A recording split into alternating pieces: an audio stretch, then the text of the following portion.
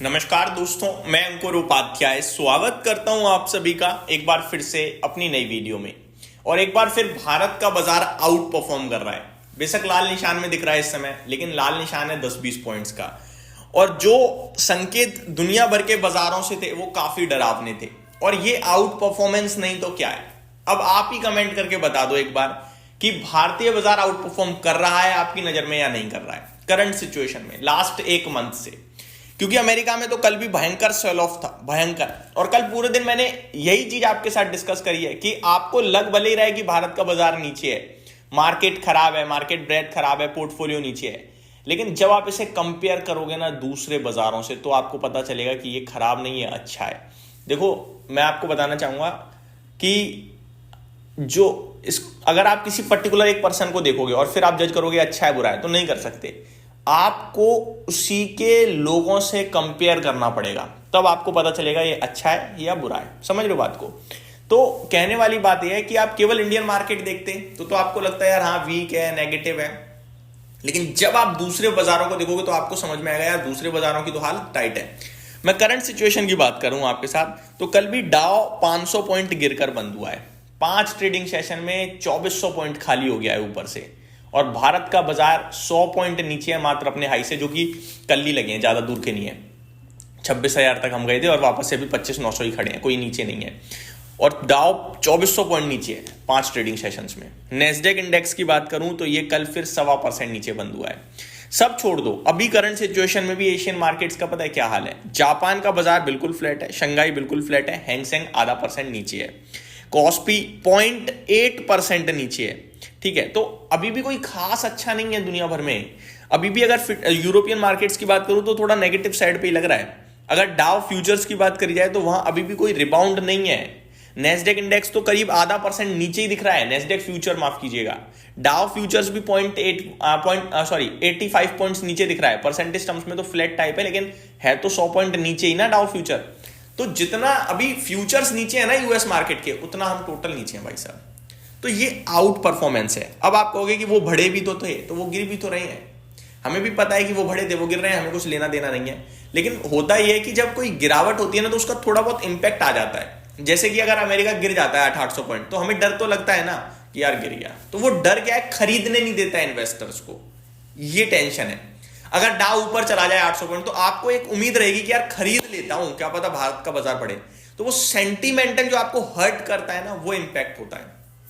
अब बात करते हैं भारत के बाजार पे कि क्या होगा आगे। पोर्टफोलियो अभी भी नहीं चल रही है, लेकिन चलेगी, ट्रस्ट में चलेगी, टेंशन ना लीजिए। 2400 पॉइंट वन साइडेड टूट चुका है डाउ।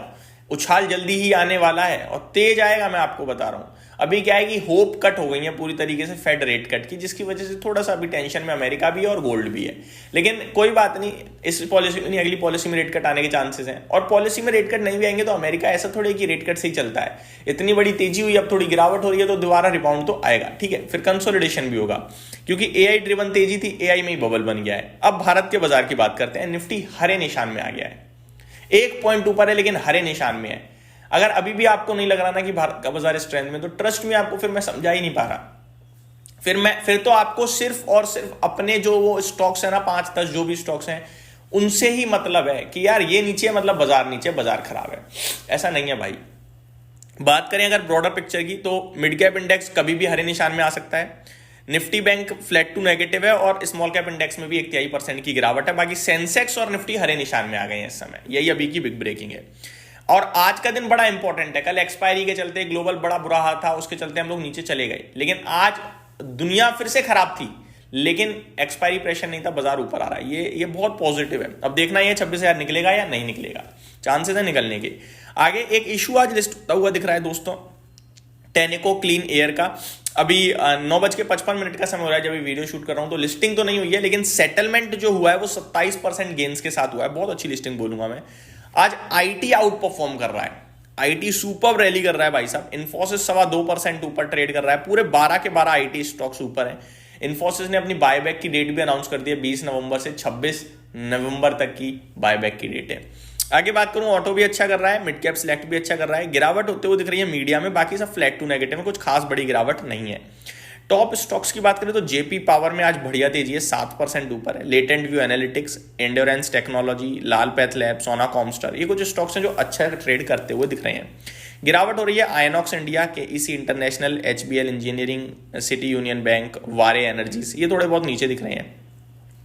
भारतीय एयरटेल आज टॉप टर्नओवर को लीड कर रहा है अभी तक। एचडीएफसी बैंक में भी अच्छा टर्नओवर है, वारे एनर्जीज में भी, इन्फोसिस और बीएससी में भी अच्छा कामकाज हो रहा है। हीरो मोटोकॉर्प में भाई साहब 5900 का लेवल दिख दिया है। 6,000 रुपए के जो मेरे लक्ष्य थे बिल्कुल उस पर आके खड़ा हो गया है। 5,000 रुपए पे डिस्कस किया था मैंने आप सभी के साथ।